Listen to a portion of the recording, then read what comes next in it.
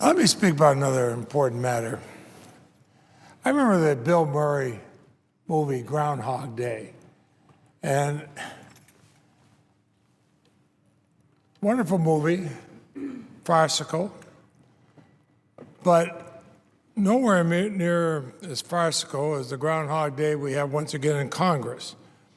We find ourselves in a funding crisis manufactured by a small partisan faction who say they're doing it for the good of the country as they watch people's pension funds and their savings for their kids' college, everything else, go south because of the concern that everything from the markets to investors have, wondering if the Congress can get their act together and actually do what we were elected to do.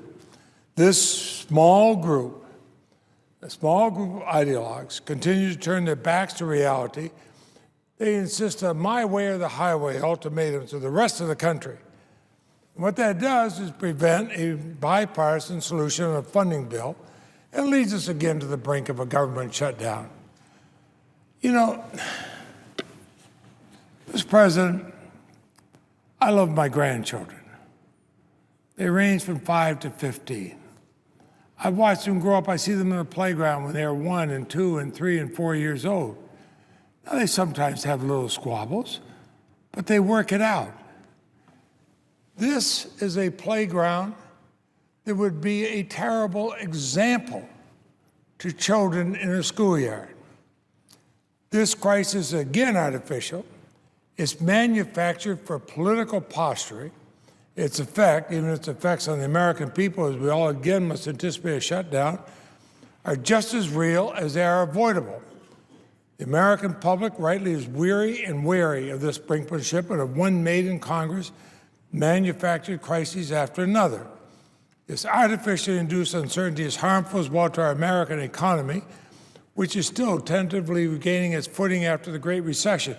Now, some could come here and posture in this body or the other body about how they'll shut down the government if they don't have their way because they figured out better than everybody else.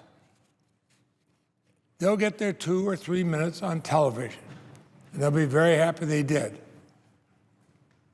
People who see their businesses closing, they see their stocks go down, see their savings dry up, see their jobs closed off, just so somebody can get on television. They're not thrilled about this, especially when it's all totally unnecessary. The issue is preventing even a temporary spending bill from making it to the president's desk is the Affordable Care Act. Now, unfortunately, ever since its enactment, many Republicans in Congress have been determined to derail the law and prevent its implementation. They don't come up with a better idea. They say it's all or nothing. They don't come up and say, what are we going to do to help pay for your kids' insurance when they're in college? What are we going to do to help your family if they have a pre-existing condition? Oh, no, we're just going to say no to everything. Well, instead of doing the people's business, like enacting routine budget measures before the end of the fiscal year, the House has voted more than 40 times this year alone to defund this landmark law, the Affordable Care Act. They have no interest in fixing problems or making it better, only in blowing it up. They don't come up with one single idea how they might make it better. They don't come up with anything that they propose. Here's our idea that could be better. No, just get rid of it all. Actually, that was I would remind them that was the position of their candidate for president a year ago. If he got elected president, he would do away with it. What did the American people say? I recall how that election came out. The ill-conceived short-term spending bill passed by the House last week is not the only bill approved by the other body to deal firm blows to the most vulnerable in our country. And refusing to bring a farm bill to the House floor that would garner enough bipartisan votes to pass, as the chair of our committee, Senator Stalemate, did here in the Senate, where we had a bipartisan bill. House leaders took the unprecedented step earlier this year, splitting food assistance from the other essential programs and supported by the Farm Bill even though we passed the farm bill that saved $25 to $30 billion. And after months of delay last week, the House voted on a separate nutrition title, which only moves us further away from enacting a farm bill before the programs expire on September 30th. September 30th. This latest lurching maneuver means even more uncertainty for farmers. Instead of standing with the millions of Americans who are still struggling to put food on the table, these House members will never have to go hungry except by choice because of the huge salaries they make. It's regrettable and inexcusable the House Republicans are turning to slashing essential nutrition help for struggling Americans. Ensuring these programs can continue to serve Vermonters and all Americans in need is a key part of enacting a strong farm bill for this country. And it's the reality recognized by the bipartisan Senate-passed farm bill. House cut SNAP benefits by levels 10 times as high as the bipartisan Senate bill, twice as high as the House original bill. These cuts would mean that each year an average of 3 million people will be kicked off food assistance, even those working and making as little as $2,500 per year. But what's worse, the bill will mean hundreds of thousands of children will lose access to school meals. Ask any teacher, whether in Hawaii, Vermont, or any other state. Ask any teacher, does a hungry child learn? Of course not. These school meals are investment in our future. They're investment in our children.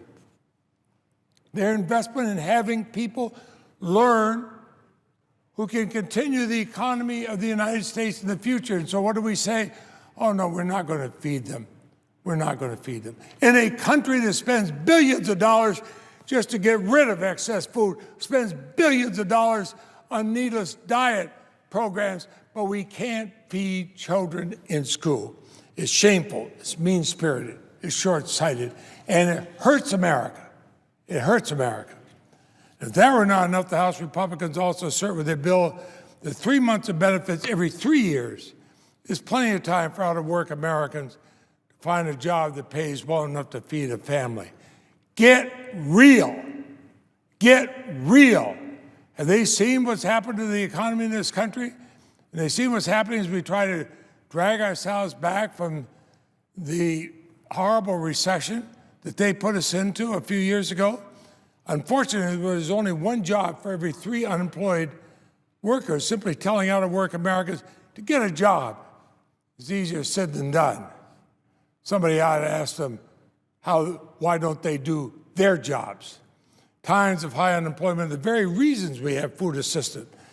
Very reasons these food programs were always carried by Republicans and Democrats working together to help Americans get back on their feet. And despite the heated rhetoric, our food stamp program is working as intended. I was fortunate to come here when you'd have 2 men entirely different in philosophy. Both became nominees of their party to run for president. One George McGovern, the other Bob Dole, worked together to feed the hungry people in this country, especially in the school lunch program. The Congressional Budget Office forecasts the SNAP costs will fall over the next several years. As the economy improves, you get people back to work, and those costs come down.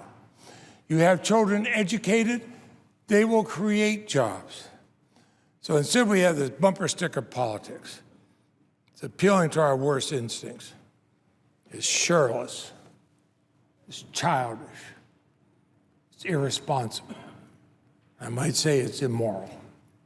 The House passed CR and the House so-called Farm Bill only worsened the gridlock that has crippled the Senate since our return from the August recess. We're elected not to grandstand, but to legislate. Let's legislate around here. Stop running to the cameras. Give the little sound bites. I'm standing up for America as I do everything to kill the American economy.